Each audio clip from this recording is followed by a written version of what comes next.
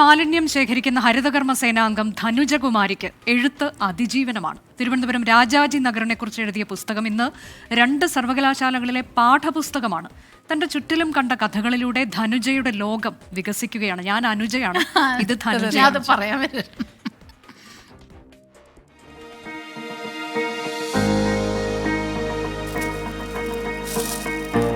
അടുത്തേക്ക് തുണി, ചെരുപ്പ്, ബാഗ് അതുകൂടെ അടുത്ത് വെക്കേ ഉണ്ടെങ്കിൽ സുഖാണോ? രാവിലെ ജോലി തിരക്കിലാണ് ധനുജകുമാരി. വീടുകൾ കയറിയിറങ്ങി മാലിന്യം ശേഖരിക്കുന്ന ഹരിതകർമ്മ സേനാംഗമാണ്.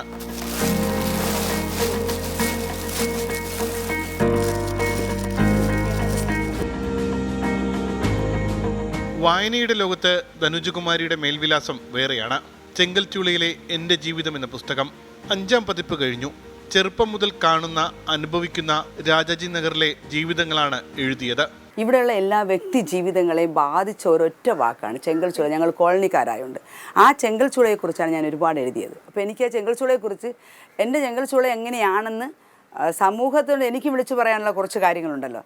അപ്പോൾ ഇവിടെയുള്ള എല്ലാ ജീവിതങ്ങളും ഞങ്ങൾ അനുഭവിക്കുന്ന ഒരേതരം മാനസികാവസ്ഥയാണ്, ഒരേതരം ബുദ്ധിമുട്ട്. കാരണം ഇതിന്ന് പുറത്തോട്ട്, കോളനിക്ക് പുറത്ത് ഞങ്ങൾ ഇറങ്ങിക്കഴിഞ്ഞാൽ ഞങ്ങൾക്ക് കിട്ടുന്ന ആ ഒരു അവഗണനയും മറ്റു കാര്യങ്ങളും, കാരണം ഞങ്ങളുടെ സ്കൂൾ ജീവിതം തൊട്ട് ഞങ്ങൾക്കത് തുടങ്ങിയാണ്. മകൻ നിതീഷ് കലാമണ്ഡലത്തിൽ ചെണ്ട പഠിക്കാൻ പോയതിൻ്റെ അനുഭവം പുസ്തകത്തിൽ ധനുജകുമാരി ഇങ്ങനെ കുറിച്ചു. കോളനിക്ക് ഒരു ഉത്സവമായിരുന്നു. ഒരു കൊച്ച് ആദ്യമായിട്ടാണ് കലാമണ്ഡലത്തിൽ പോകുന്നത്. പക്ഷേ അവിടെ നിന്നുണ്ടായ അനുഭവം ഒരു കുഞ്ഞിൻ്റെ മനസ്സിനെ ശാരീരികമായി തളർത്തി. അവൻ ശാരീരികവും മാനസികമായി പീഡിപ്പിക്കാൻ തുടങ്ങി. ഓരോ കുട്ടികളെയും ചൂണ്ടി അവിടുത്തെ അധ്യാപകൻ ആ കുട്ടിയോട് ജാതി പറയാൻ തുടങ്ങി. ഇവൻ വാര്യർ, ഇവൻ മാരാർ, ഇവൻ പൊതുവാൾ, ഇവൻ കൈമൾ, ഇവൻ നായർ, ഇവർക്കിടയിൽ പറയനായ നിനക്ക് പഠിക്കാൻ എന്ത് യോഗ്യതയില്ല എന്ന് മുഖത്തു നോക്കി പറഞ്ഞു. കണ്ണൂർ സർവകലാശാലയിലെ BA വിദ്യാർത്ഥികളും കാലിക്കറ്റ് സർവകലാശാലയിലെ MA വിദ്യാർത്ഥികളും ഇനി മുതൽ ഈ പുസ്തകം പഠിക്കും. ഒപ്പം ചെങ്കൽച്ചൂള എന്ന രാജാജി നഗറിനെ കുറിച്ചും. അതുകൊണ്ടാണ് ആ ചെങ്കൽച്ചൂള ഇന്ന് 2 യൂണിവേഴ്സിറ്റി പഠിക്കാൻ തിരഞ്ഞെടുത്തത്. അപ്പോൾ അതിലേറെ സന്തോഷമാണ്. ഒരുപക്ഷെ ഞങ്ങളുടെ പേര് പോലും രാജാജി നഗർ എന്നാക്കേണ്ട ഒരു സാഹചര്യം ഞങ്ങൾക്കുണ്ടായിട്ടുണ്ട്. ആ രാജാജി നഗറിനെ അല്ലല്ലോ ഇന്ന് യൂണിവേഴ്സിറ്റി ഉത്തരവെഴുതുന്ന, ചെങ്കൽച്ചൂള എന്നാണല്ലോ. അതിൻ്റെ സന്തോഷം പിന്നെ പറയണോ? ഇനിയും പറയാൻ രാജാജി നഗറിൽ ജീവിതങ്ങൾ ബാക്കിയുണ്ട്. നേരത്തെ പ്രതികളായവരെ കുറിച്ച് എഴുതിയതാണെങ്കിൽ ഇനി വിജയങ്ങളെക്കുറിച്ച് എഴുതണം. അടുത്ത പുസ്തകത്തിൻ്റെ പണിപ്പുരയിലാണ്.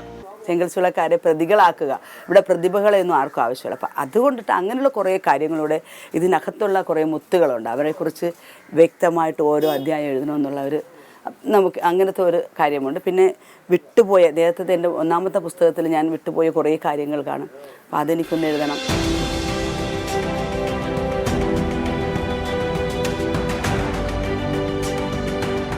നാടിനെ മാലിന്യമുക്തമാക്കാൻ ഭാരം ചുമന്ന് അക്ഷരങ്ങൾ ചേർത്തുപിടിച്ച് ധനുജകുമാരി ഇനിയും വഴികൾ നടന്നു കയറട്ടെ.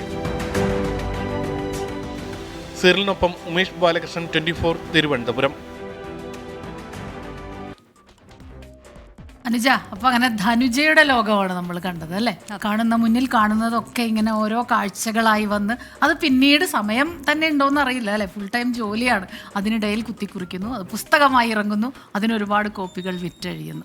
ഈ ചേച്ചിയുടെ പുസ്തകം, ചേച്ചി ഒരു കാര്യം പറഞ്ഞല്ലോ. അപ്പം ഞാനും പണ്ട് എപ്പോഴും വിചാരിക്കുന്നത്, നമ്മളിങ്ങനെ കാണുന്ന ആൾക്കാർക്കിടയിൽ സാധാരണക്കാരിൽ പലരും നമ്മളെ ഇൻഫ്ലുവൻസ് ചെയ്യാറുണ്ട്. ഞാൻ ഓർക്കുന്നത്, ഞാൻ കോളേജിൽ പഠിക്കുമ്പോൾ എന്നെ സ്ഥിരം കൊണ്ടുവിട്ടിരുന്ന അമ്പാടി എന്ന് പറയുന്ന ഓട്ടോയിലെ ഒരു അനുണ്ട്. വളരെ സൗമ്യമായിട്ട് കൃത്യസമയത്ത് വരും, കൃത്യസമയത്ത് കൊണ്ടുവിടും, അനാവശ്യമായി ഒന്നും സംസാരിക്കില്ല. അപ്പോൾ എന്നെ ഒരുപാട് ഇൻസ്പയർ ചെയ്ത ഒരു വ്യക്തിയാണ് അമ്പാടി. ഇപ്പം ഞാനിങ്ങനെ വിചാരിക്കും, നമ്മുടെ ഒരു പുസ്തകം എഴുതുമ്പോൾ ഓരോ പേജിൽ ഇതുപോലെ സാധാരണക്കാരായി നമ്മളെ ഇൻസ്പയർ ചെയ്യുന്ന ഒരുപാട് പേരെ കൊണ്ട്. അപ്പോൾ ചേച്ചി അത് പറഞ്ഞപ്പോൾ പെട്ടെന്ന് ഞാൻ ഓർക്കും. അതെ, ധനുജയ്ക്ക് ആശംസകൾ നമ്മളോട് എപ്പോഴും ഒരു പ്രേക്ഷകർ പറയും. അവർക്ക് ഒരുപാട് നന്മ ഉണ്ടാകട്ടെ, സ്നേഹം, ഇനിയും ഒരുപാട് എഴുതുക, ഒരുപാട് പുസ്തകങ്ങൾ ലോകം. ധനുജയെ പോലത്തെ ഒരുപാട് പേരുണ്ടല്ലേ നമ്മുടെ പഠിക്കേണ്ട, അല്ലെങ്കിൽ ഒരു പുസ്തകമാക്കാനും കഴിവുള്ള, അല്ലെങ്കിൽ അത്തരത്തിൽ കഴിവുകൾ ഒളിപ്പിച്ചു വെച്ച ഒരുപാട് മനുഷ്യരുണ്ട്. അവർക്കൊരു മാതൃകയാണ് ധനുജ.